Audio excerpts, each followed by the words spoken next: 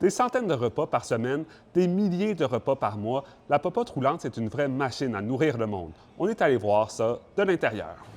Bon matin!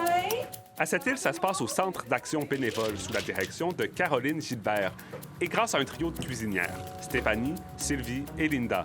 À 8h30, leur journée est déjà bien commencée.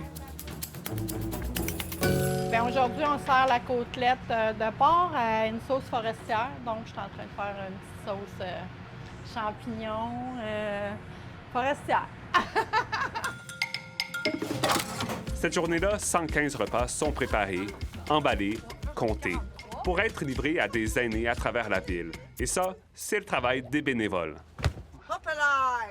Catherine est venue donner un coup de main à Pierre et Julie. Chaque mardi matin, c'est mon tour.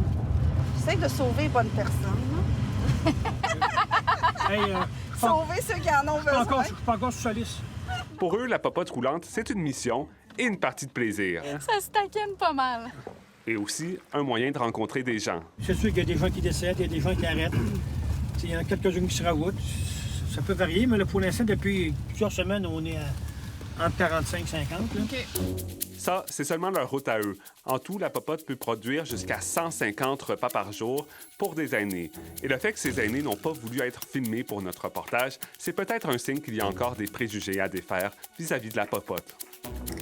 La vulnérabilité, c'est très large. Hein? Dans le fond, la vulnérabilité, c'est pas juste une question d'argent.